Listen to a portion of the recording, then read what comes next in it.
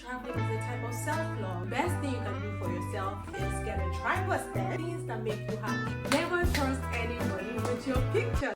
Hello there, welcome back to my YouTube channel. My name is Shalom and I film about travel and everything related. If it's your first time tuning in, please kindly subscribe. You can also check out my previous videos which I'll be linking above. Let us get right into this video. By the title, you can already tell that I am talking about what things I could have considered before taking my first solo travel. Before you take that solo trip, one thing you have to do is good planning and research. You have to find out what the entry requirements are, what the visa requirements are. You can save yourself a lot of stress when you do your due diligence and you plan right.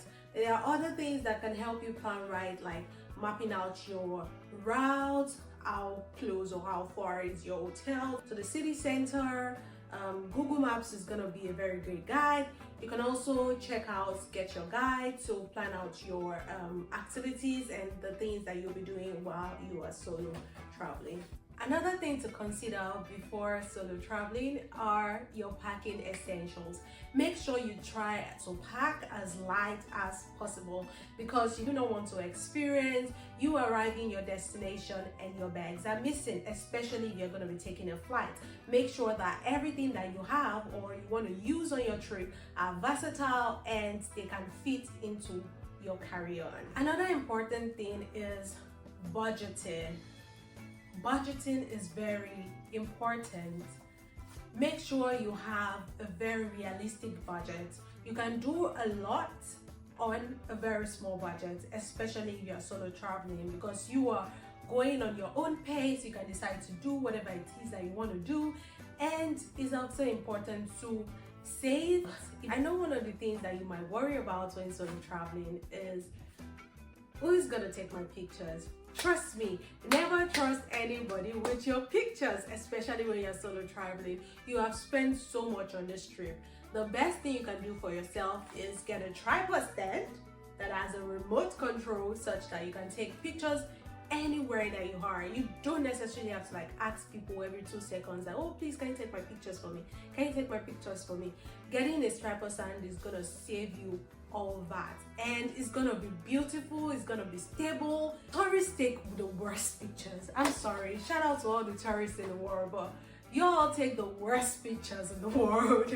So if you want to get great quality pictures during your trip, kindly get yourself a tripod stand. It's very affordable. I went on a solo trip recently and I came back with over 1,000 photos and videos. So yeah, you can do it with your tripod stand. You do not need someone else on that trip, trust me.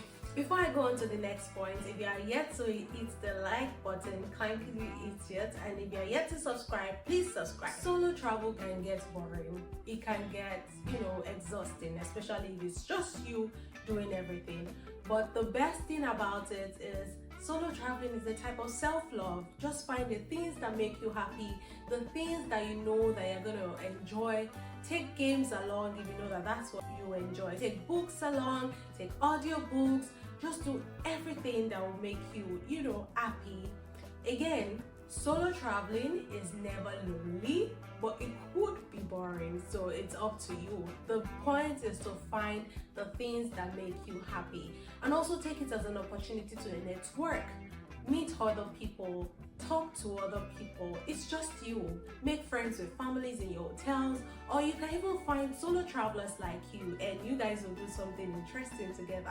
I think most of the trips that I've enjoyed are the trips I've gone on alone, and I have met amazing people on my solo trips, people that I am still friends with till today. Safety is a huge part of solo traveling, especially as a woman. Even as a man, it's important to try to be safe.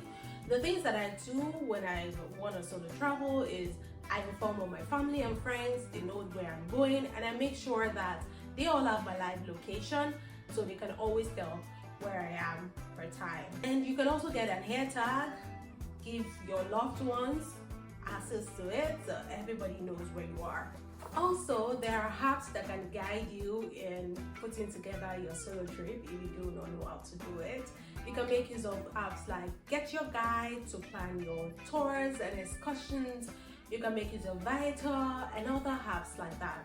This is not a sponsored video, but these are apps that have helped me put together my trip. Do not forget, watch a lot of YouTube videos on the place that you're going to. Research cannot be overemphasized. Oh my god, I think my best part about traveling is the research. I love the fact that I get to do an extensive research and planning about the place I'm going to. What are other people that have gone to this place? What are they talking about this place? What are they saying? What are the pros of going to this place? What are the cons? What are the things that they enjoy?